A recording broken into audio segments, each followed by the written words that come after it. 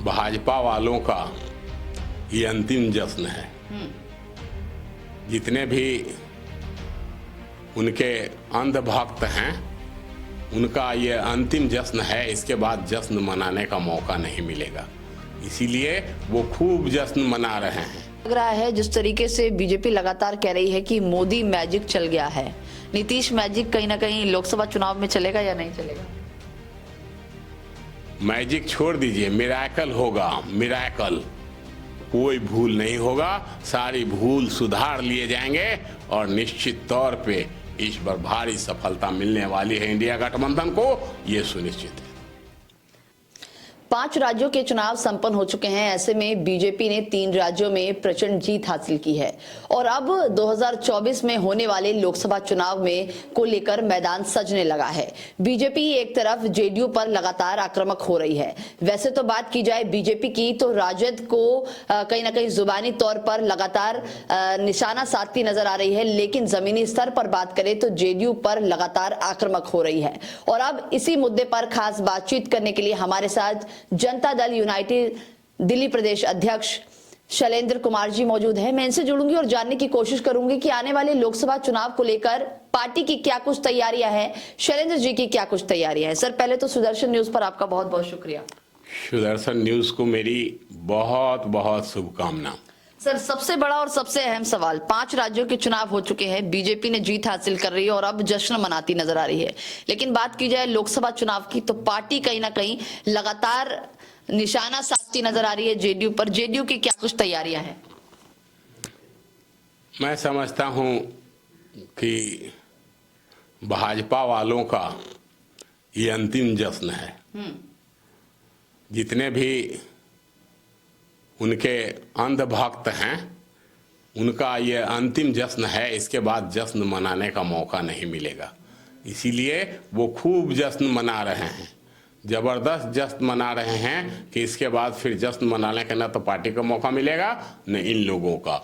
जहां तक रहा हमारे पार्टी के मुद्दे का सवाल, चुनाव लड़ने का सवाल, हमारा नेता का छवि ही पूरे देश में बहुत बड़ा मुद्दा है और यहाँ हर व्यक्ति, हर कोई जानता है कि इस देश में नीतीश कुमार विकास पुरुष के लिए जाने जाते हैं, विकास के नाम पर जाने जाते हैं। बिहार में आप जिधर देखेंगे हर तरफ विकास की गंगा बह रही है।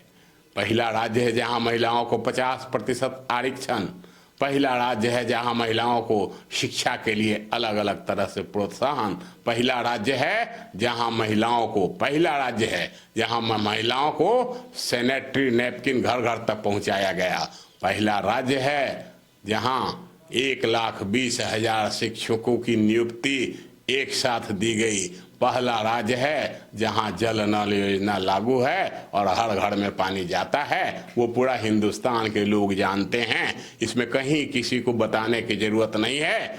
निश्चित तौर पे जो इनका किया गया ये है उसका फल पूरा हिंदुस्तान देगा, उनके कर्मों का फल मिलने वाला है। और नीतीश कुमार देश के लिए अगले सर्वमान्य लोकप्रिय प्रधानमंत्री, सर्वमान्य लोकप्रिय नेता होंगे और चुनाव में उतरेंगे। सर, क्या लग रहा है जिस तरीके से बीजेपी लगातार कह रही है कि मोदी मैजिक चल गया है, नीतीश मैजिक कहीं ना कहीं लोकसभा चुनाव में चलेगा या नहीं चलेगा? मैं तो इतना ही कहूंगा कि इस बार तो चमत्कार पूरा देश देखेगा। जो सोच नहीं सकता है वैसा रिजल्ट, उस तरह का ये आने वाला है और पूरा देश उस समय एक सूत्र में होगा। और मैजिक तो छोड़ दीजिए, मैजिक तो बहुत छोटा चीज है। इस बार पूरे देश में मिरेकल होगा, चमत्कार होगा, इससे कोई रोक नहीं सकता। सर, लगातार देखा जाता है कि लालू प्रसाद यादव की जो पार्टी है वो कहीं ना कहीं जो मुस्लिम वर्ग के लोग हैं उसको कहीं ना कहीं अपनी ओर आकर्षित करती है और वो कहीं ना कहीं उनका वोट बैंक हमेशा से देखा जाता है। क्या नीतीश इस बार वो भी वोट बैंक हासिल कर पाएंगे या फिर सिर्फ पिछड़ा वर्ग, दलित और महादलित जो लोग हैं उन तक ही सीमित रह जाएंगे? देखें, नीतीश कुमार एक समाजवादी नेता हैं, एक सर्वमान्य नेता हैं, किसी जात, किसी धर्म के नेता नहीं हैं। इसलिए निश्चित तौर पे चाहे वो हिंदू हो, मुस्लिम हो, सिख हो, ईसाई हो, सभी धर्म के लोग उनको उतना ही सम्मान करता है जितना पिछड़े वर्ग के लोग करते हैं। इसलिए निश्चित तौर पे आप मान के चले कि सभी वर्गों का प्रतिनिधित्व करने का मौका माननीय नीतीश कुमार जी को इस बार मिलेगा। सर, अभी तक जो इंडिया गठबंधन है उसने कोई अपना चेहरा जो है वो सामने लेकर नहीं आई है प्रधानमंत्री पद के लिए। क्या लग रहा है कौन होने वाला है?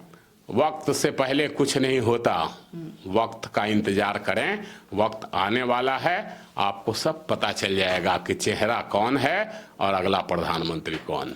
सर, एक आखिरी सवाल मैं आपसे पूछूंगी। लगातार इंडिया गठबंधन पर तमाम सवाल खड़े हो रहे हैं, विपक्ष पार्टी लगातार निशाना भी साध रही है कि इनके अंदर एकता नहीं है, और जिस तरीके से अभी कांग्रेस की एक बड़ी हार हुई है उसके बाद ये भी कहा जा रहा है, आपकी पार्टी की भी लगातार जो वरिष्ठ नेता है वो भी साफ तौर पर कह रहे हैं कि अकेले कांग्रेस चुनाव नहीं लड़ सकती है। इससे क्या समझे आप? देखें, निश्चित तौर पे प्लानिंग में तो कहीं न कहीं कमियां रही, वो एक पार्टी की कमियां रही हैं जिसके वजह से आज पराजय का सामना करना पड़ा है। अगर नियोजित तरीके से चुनाव लड़ा गया होता, प्लानिंग के साथ चुनाव लड़ा गया होता, नीतीश कुमार, ममता बनर्जी, अखिलेश यादव जैसे देश के सभी बड़े नेताओं भी अगर स्टार प्रचारक होते तो निश्चित तौर पे आज ये पराजय जीत में बदल गई होती और आज इन 3 राज्यों में कांग्रेस का पताका फहर रहा होता। निश्चित तौर पे प्लानिंग में कमी थी। जिस तरीके से आप बता रहे हैं प्लानिंग में कमी थी, तो क्या लग रहा है आने वाले लोकसभा चुनाव में वो प्लानिंग पूरी तरीके से सुनियोजित तरीके से चलेगी? और जिस तरीके से आप बात करें अखिलेश यादव हो, ममता बनर्जी हो या फिर नीतीश कुमार हो, स्टार प्रचारक बनकर उभर कर आएंगे? हर कोई, हर व्यक्ति, हर आदमी कुछ खोने के बाद ही पाता है, कुछ भूल जाने के बाद ही सुधार करता है।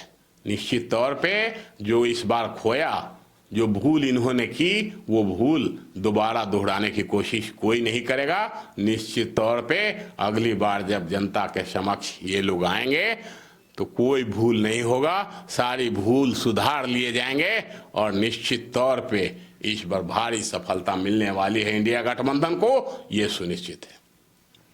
बहुत बहुत शुक्रिया सर बातचीत करने के लिए हमारे साथ। तो ये थे जेडीयू के अध्यक्ष, दिल्ली प्रदेश अध्यक्ष शैलेंद्र कुमार जी, जिन्होंने साफ तौर पर कहा है जो भूल हुई है उसको दोहराया नहीं जाएगा और आने वाले लोकसभा चुनाव में एक बड़ी सफलता मिलेगी। अब तो ये देखना होगा कि आने वाले चुनाव में इंडिया अलायंस क्या कुछ कमाल कर पाती है, या फिर जिस तरीके से 5 राज्यों में चुनाव होने के बाद बीजेपी एक प्रचंड जीत हासिल कर चुकी है, ऐसा ही कुछ कहीं लोकसभा चुनाव में तो नहीं होने वाला है। तो आने वाला समय ही तय करेगा। फिलहाल के लिए बस इतना ही। कैमरा पर्सन चंदन के साथ मैं दिव्या, सुदर्शन न्यूज।